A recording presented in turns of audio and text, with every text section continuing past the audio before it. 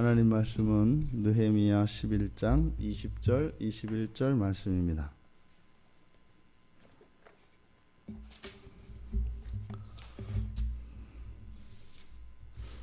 우리 같이 함께 읽겠습니다. 그 나머지 이스라엘 백성과 제사장과 레위 사람은 유다 모든 성읍에 흩어져 각각 자기 기업에 살았고 느디님 사람은 오벨에 거주하니 시하와 기스바가 그들의 책임자가 되었느니라. 아멘. 이제 예루살렘 안에 거했던 사람들에 대한 명단과 그들의 신분이 나왔었고, 이제 20절에서 시작되는 그 나머지 이스라엘 백성과 제사장과 레위 사람은 이제는 예루살렘 성 밖 유다 성읍의 각기 자기의 기업에 흩어져 살았다, 이렇게 이야기를 합니다. 지금 우리말 성경에서는 동사가 두 번 사용되어서 20절에 그 나머지 사람들은 각각 자기 기업에 살았고, 또 느디님 사람은 이렇게 되었고, 이렇게 되어 있지만, 동사가 여기서는 한번 삽입된 것이고, 느디님 사람은 오벨에 거주하니, 여기까지가 이제 한 문장으로 되어 있습니다. 그래서 지금 느디님 사람들과 나머지 이스라엘 백성을 대조시키고 있는데요. 우리가 지난번에도 말씀을 드렸던 것처럼 지금 이스라엘 백성들, 지금 바벨론에서 돌아와 예루살렘에 돌아와 있는 이스라엘 백성들을 성전을 중심으로 해서 점점 이렇게 원근법을 나타내는 것처럼 우리가 지금 순서가 나와 있다고 말씀을 드렸습니다. 그래서 성전 안에, 그리고 성전 밖에, 그리고 예루살렘 성 안에, 그리고 예루살렘 성의 문지기, 그리고 예루살렘 성 밖에 유다의 땅, 그 기업에, 그래서 전체를 이렇게 성전을 중심으로 해서 점점 멀어져가는 순서로 묘사하고 있다. 이것은 성전을 중심으로 해서 살아가던 이스라엘 백성들을 묘사하고 있는 것이다. 그런데 지금 여기서 이제 느디님 사람이 거론이 되는데, 앞에서도 우리가 보았던 것처럼 이 느디님 사람은 이방인으로서 이스라엘 백성의, 이스라엘에 속한 사람들입니다. 이방인으로서 이들은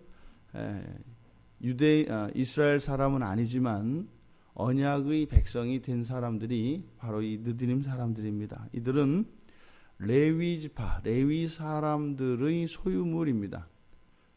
그래서 성전의 종으로서 레위 사람들이 섬기는 이 성전 일에서 허드렛 일을 맡아서 하는 사람들, 이 사람들이 느디님 사람들입니다. 예루살렘 성 밖에 거주하는데 이스라엘 백성들과 느디님 사람들은 거주지가 달랐다. 그런데 이스라엘 사람들은 자기 기업에 거주했고 느디님 사람들은 오벨에 거주했다, 이렇게 이야기합니다. 그래서 이스라엘 사람들은 이들이 물려받은, 하나님으로부터 받은 기업을 강조하고 있고, 느디님 사람들은 오펠이라는 말이고요. 이것은 이제 우리가 피부에 뭐 벌에 쏘이거나 이렇게 하면 살이 부풀어 오르지 않습니까? 그래서 이렇게 부풀어 올랐다라고 하는 그런 의미를 가진 단어에서 왔는데요. 그러니까 평지에서 작은 언덕, 구름을 뜻합니다.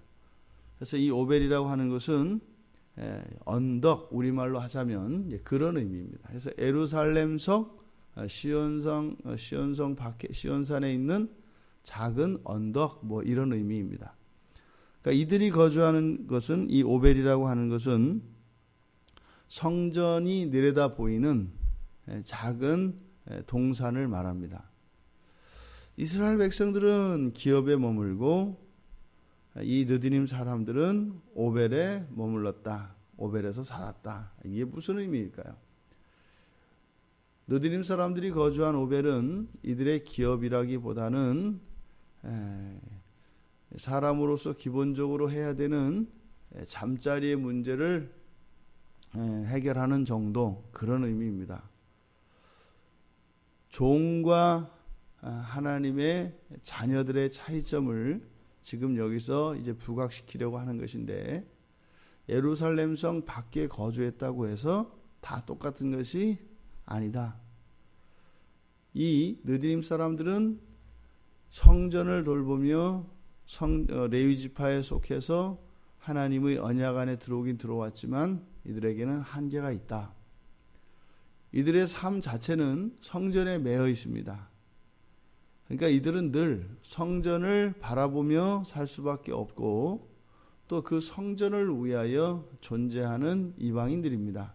만약에 이들은 자신들에게 주어진 이 일들을 소홀히 하거나 태만히 하게 되면 이들은 내쳐지게 될 것입니다. 성전을 섬기는 그 일에 종속되어 있기 때문입니다. 본문에서도 이 사람들의 책임자가 시하와 기스바가 있었다라고 이야기합니다. 여기서 책임자라고 한 것은 감독이나 이런 것과 좀 다릅니다. 그래서 이들의 자발성이 아니라 이들은 통제되어지고 명령에 의해서 움직이는 사람들인 것을 여기서 의미합니다. 우리들의 신앙을 살펴볼 수가 있습니다. 각자의 기업에 머무는 거주하는 사람이 있고 이 느디님 사람들과 같이 오벨에 거주하는 사람들이 있습니다. 그리고 오벨에 사는 이 느디님 사람들에게 책임자가 필요한 것처럼 이렇게 우리의 삶과 신앙에 책임자가 필요한 사람들이 있습니다.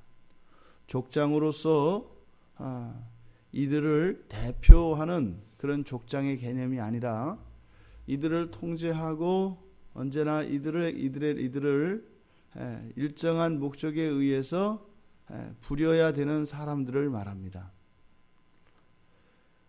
겉모양으로 볼 때는 느디님 사람들은 성전이 내려다 보이는 곳에 늘 성전만 바라보며 성전을 위해서 존재하는 사람들입니다. 그러니까 그 삶의 내용으로 보았을 때 제사장들, 지금 예루살렘 성 안에서 거하는 제사장들의 삶과 그다지 차이가 나지 않는다 이 말입니다. 그런데 이들이 거한 것은 기업도 아니었고 단지 너희들은 성전의 메인자들이다라고 하는 것을 강조하기 위해서 바로 성전이 내려다 보이는 이 오벨에 거주하고 이들은 아침 저녁으로 자거나 이들의 일이 자기들의 순서가 있지 않는다 하더라도 늘 우리는 성전에 종속되어 있다. 성전 밖에 예루살렘 성 밖에 머무르고 있지만 늘 성전을 위하여 우리가 있는 존재들이다라고 하는 사실을 이들은 한시도 잊을 수가 없을 것입니다. 그것이 영광이 되거나 기쁨이 되지 않는다는 것을 의미합니다. 우리가 신앙생활 속에 이러한 자발성과 주도성 그리고 이 신앙생활로 인한 기쁨과 만족이 우리에게 있지 않다면 어쩌면 우리가 언약 안에 즉 구원의 백성으로 살아가고 있을지는 모르겠지만 느디님 백성들과 같이 이렇게 종과 같은 삶을 살고 있다면 아마 그 성전을 섬기는 일이 끝마치기까지 즉 우리의 인생의 시간이 다하기 전까지 진정한 그 의미와 진정한 보람, 기쁨을 누리지 못한다는 겁니다. 기억해야 합니다.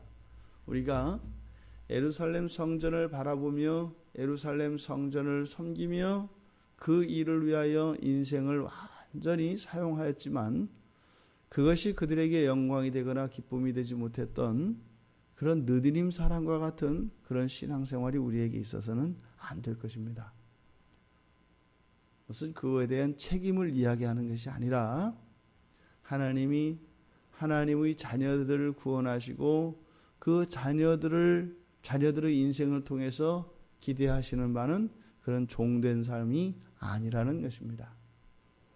자유함 속에 우리의 신앙생활이 있어야 할 것입니다. 하지만 늘 죄의 종되었던 자들로서 매여서 살았던 우리들의 과거를 잊지 말고 늘 우리가 타성에 젖고 지시와 명령에 따르며 종된 삶으로 하나님을 섬기고 우리를 구원하신 예수 그리스도를 찬양하며 살아가는 인생이 아니라 우리의 자유로, 우리의 자유의지로 하나님을 사랑하며 우리가 하는 이 신앙생활의 모든 것이 자원하여 드리는 예물과 같은 그런 우리 모두가 되기를 바랍니다.